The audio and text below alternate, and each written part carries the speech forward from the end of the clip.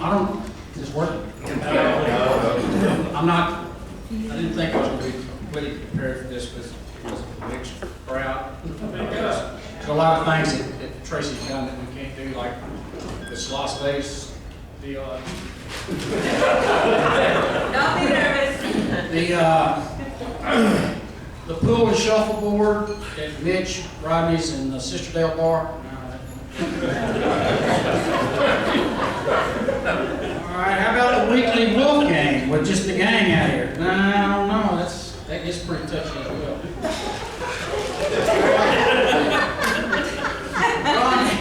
Get down to the kind of the core deal. When I kind of got here, I had a friend of mine, Craig Cannon, moved here, retired, built him a house, moved in. He and Tracy started playing golf. You know, within a year or so, he went back to work full time. I've seen him sparingly over the last 4 or 5 years, but he's you'll see him hitting balls. If Tracy drives up, he goes into some kind of a fit. I'm not sure exactly. But Craig's currently working full time. And then when Alan took him in, what a deal. Well, I mean, you know, we felt, you know, hell, he's going to be within the confines of the ranch. You know, he drives, he doesn't really drive real good late at night. He has a problem. So, you know, Alan kind of tried to mentor him through this hard times that he's gone through. And, you know, Tracy's a little different. So, Alan let him move in. You know, Tracy had a little apartment town. It took him about, he didn't have to call a moving van. He's never owned a spoon, a plate, a toaster, a coffee maker, everything he had. He did have a corkscrew, 2 bottles of wine, and a bottle of Pepto-Bismol. And he moved in with two little bags of clothes. 1 pair of white shoes, 1 pair of dark shoes, and a white belt. And to get his other clothes, the laundry just delivered straight to the house. So we thought that Alan could really straighten him out. How's that working out, Alan?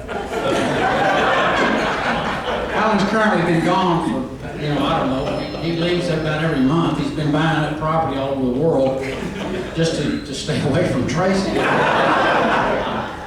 just kind of calls back occasionally and asks Tracy how things are going. And Tracy really can't tell him because you don't want Alan to have a little heart attack.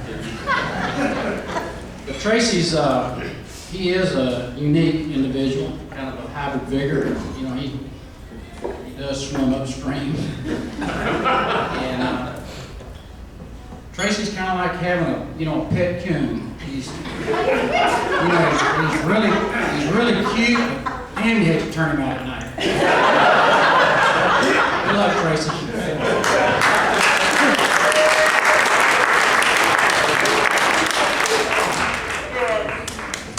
It was all I could do not to reach in a man's pocket and take those sheets he threw away. I think I know what they said. Since both Tracy and I come from East Texas, we have much in common and some not so much in common. Some of the things we celebrate, for example, the teaching profession attracted us both. I'm still at it, but he moved on, or rumor has it, got run out of town. And as we all know from the invitation to this event, his mother warned him of the burden he'd have to carry because he was so very bright. My mother never said that to me, but of course, my mother wasn't delusional and in need of institutionalization. But we do share some commonalities. We both use a lot more Gas X than we do FedEx. And we both hang our Christmas tree ornaments with paper clips. But I will get back to some of our sophistications that have gone awry.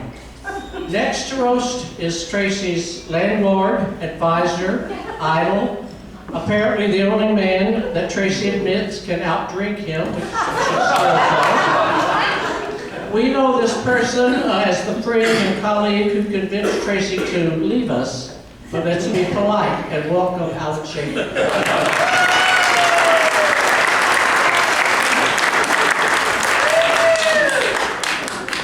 Thank you. you to look around this room a little bit because it reminds me of something. If you added just a couple more family members and some of those East Texas rednecks that you know, this is your funeral. They're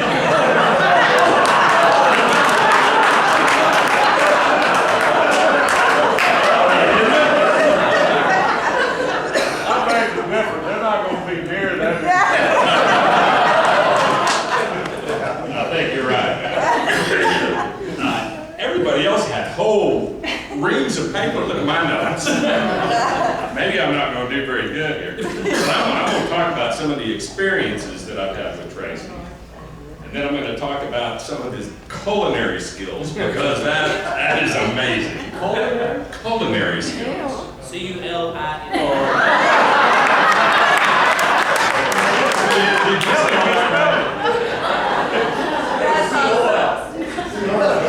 And then I've heard a couple of stories that maybe others haven't heard about when they let him be a teacher. God, I don't know what that school is, but they did. And then I'll finish up with some texts that Tracy sends from time to time. You're a man. But Tracy has lived with me for a couple of years, and we've done lots of things together. Got thrown out of more than one bar. Yeah. But that was with other people in the It was. There was other people there too. We got separated at a basketball game one night because he got kicked out and I didn't. Me and Dan Blake, Rob Blake. I wasn't naming names. And then I think we've already referred to a little incident that happened one night at Mitch Cobb's house when we were leaving. This is interesting. We didn't drive 15 yards.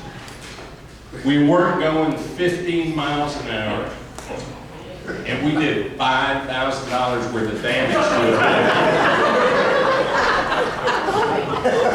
vehicle. Who do you think was driving?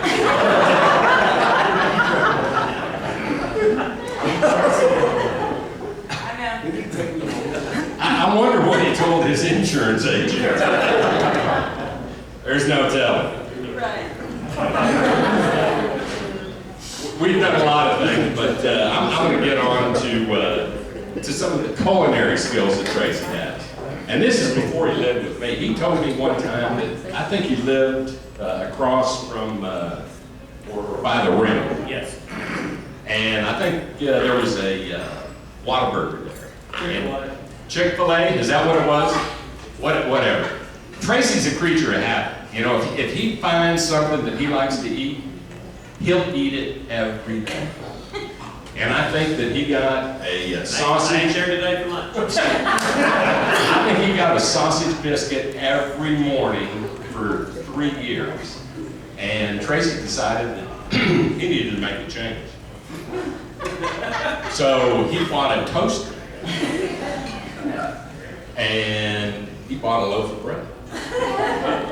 And that next morning, Tracy put the bread in the toaster and went to the refrigerator, didn't have any butter, found a little bit of peanut butter in the wherever it was, scooped that old finger down in there and put it on that toast, and said, "Wow, this is different." But he said, "I think tomorrow I'll have a sausage biscuit." And Tracy is a creature of habit. And I think he had that sausage biscuit for 2 or 3 more days, and then he decided he was going to get out his toaster again. The bread was moldy. Bread molded. Tracy took the loaf of bread, threw it in the garbage can, took the toaster and threw that in the garbage can. He said, "I don't think I'm good at cooking."